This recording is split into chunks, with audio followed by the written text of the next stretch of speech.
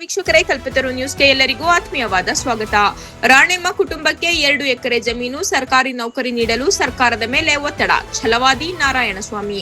ರಾಯಚೂರು ಜಿಲ್ಲೆಯ ಲಿಂಗಸಗೂರು ತಾಲೂಕಿನ ಕರಡಕಲ್ ಗ್ರಾಮಕ್ಕೆ ಇಂದು ವಿರೋಧ ಪಕ್ಷದ ನಾಯಕರಾದ ಛಲವಾದಿ ನಾರಾಯಣಸ್ವಾಮಿ ಭೇಟಿ ನೀಡಿ ದಲಿತ ಮಹಿಳೆ ರಾಣೆಮ್ಮರವರ ಮನೆಗೆ ತೆರಳಿ ಕುಟುಂಬದ ಸದಸ್ಯರಿಗೆ ಸಾಂತ್ವನ ಹೇಳಿದರು. ನಂತರ ರಾಣೆಮ್ಮರವರಿಗೆ ಕುಟುಂಬದ ಸದಸ್ಯರೊಂದಿಗೆ ಚರ್ಚಿಸಿದ ಅವರು ಕುಟುಂಬಕ್ಕೆ ನ್ಯಾಯ ದೊರಕಿಸಿಕೊಡುವ ನಿಟ್ಟಿನಲ್ಲಿ ಸರ್ಕಾರದ ಮೇಲೆ ಒತ್ತಡ ಹಾಕುವುದಾಗಿ ಭರವಸೆ ನೀಡಿದರು. ಕುಟುಂಬಕ್ಕೆ ಕೂಡಲೇ 2 ಎಕರೆ ಜಮೀನು ಹಾಗೂ ಕುಟುಂಬದ ಒಬ್ಬ ಸದಸ್ಯರಿಗೆ ಸರ್ಕಾರಿ ನೌಕರಿ ನೀಡುವಂತೆ ಸರ್ಕಾರವನ್ನು ಒತ್ತಾಯಿಸುವುದಾಗಿ ರಾಣೆಮ್ಮರವರು ಹಾಗೂ ಮಕ್ಕಳಿಗೆ ಹಾಗೂ ಪತಿಗೆ ತಿಳಿಸಿದರು. ಇದೇ ವೇಳೆ ರಾಣೆಮ್ಮರವರ ಹತ್ಯೆಗೆ ಕಾರಣರಾದವರಿಗೆ ಕಾನೂನು ಪ್ರಕಾರ ಕಠಿಣ ಶಿಕ್ಷೆಯಾಗಬೇಕು ಎಂದು ಪೊಲೀಸ್ ಅಧಿಕಾರಿಗಳಿಗೆ ಸೂಚಿಸಿದರು.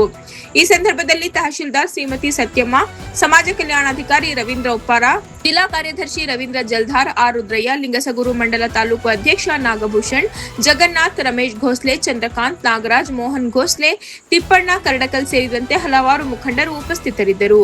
ವರದಿ ಹನುಮಂತ ಬಡಿಗೇರ್, ಕಲ್ಪತರು ನ್ಯೂಸ್, ಲಿಂಗಸಗೂರು. ಇಮಿಡಿಯೇಟ್ಲಿ ಬಂದು ಇದು ಮಾಡಿದ್ರೆ ಮತ್ತು ಅವ್ರು ಮಾಡೋದು ಸಿಕ್ಕಲ್ಲ ಅವ್ನು ಒಪ್ಕೊಂಡವನಲ್ಲ ಮೊಬೈಲ್ ಮಾಡಿ ಒಪ್ಕೊಂಡಂತೆ ಬೆಳಗ್ಗೆ ಹೋಗಿ ನೋಡೋಕೆ ಸರ್ ಯಾರು ಮಾಡಿದ್ರೆ ಅವ್ರಿಗೆ ಸ್ವಲ್ಪ ಶಿಕ್ಷೆ ಆಗ್ಬೇಕು ಅವ್ರಿಗೆ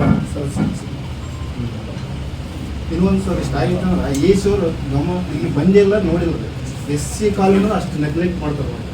ಯಾರು ಬಂದು ನಮ್ಮ ಜೊತೆಗೆ ಇರ್ಬೇಕಾದ್ರೆ ಪೊಲೀಸ್ ಡಿಪಾರ್ಟ್ಮೆಂಟ್ ಅಷ್ಟೇ ನೋಡ್ರಿ. AC ಮಾತ್ರ ಗಮನ ಕೇಳಿದ್ರೆ ಕ್ಯಾರಿ ಆಮೇಲೆ ಯಾರು ಬಂದು ಬೆಳಗ್ಗೆನೆ ಅದನ್ನು ಹೇಳಿದ್ದೀನಿ. ಇಲ್ಲೇ ಅದನ್ನು ನಾನು ಎಲ್ಲಿ ಮಾತಾಡ್ತೇನೆ ಮತ್ತು ನಿಮಗೆ ಪೊಲೀಸ್ ಎಲ್ಲ ರಕ್ಷಣೆ ಕೊಟ್ಟಿದ್ದಾರೆ.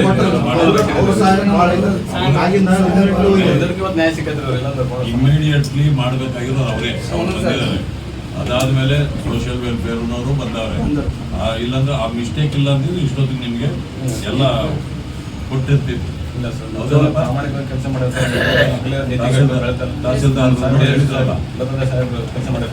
ಸರಿ ಆಯ್ತು. ದತ್ತಾತ್ರೇಯ ಅವರು ನೆನ್ನೆನೂ ನನಗೆ ಫೋನ್ ಮಾಡಿದ್ರು.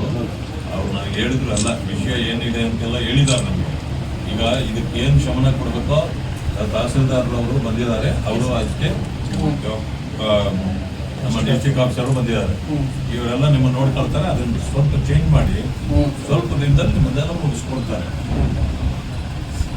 ಎಲ್ಲ ನಿಮ್ಮದೇನು ವಿಶೇಷವಾಗಿ ಕಂಪ್ಲೇಂಟ್ ಏನಿಲ್ಲ ತಾನೆ? ಏನಿಲ್ಲ. ಆಗಿದ್ದು ಅನಾಹುತ ಆಯ್ತಾ. ಇದನ್ನ ಈಗ ಪೊಲೀಸ್ನವರೆಲ್ಲ ನೋಡ್ಕೊತಾರೆ. ಅವ್ರು ಇವಾಗ ಒಪ್ಕೊಂಡು ಇದ್ದಾರೆ. ಅವ್ರನ್ನ ಅರೆಸ್ಟ್ ಮಾಡಿದೀವಲ್ಲ, ಅರೆಸ್ಟ್ ಆಗಿದ್ದಾರೆ.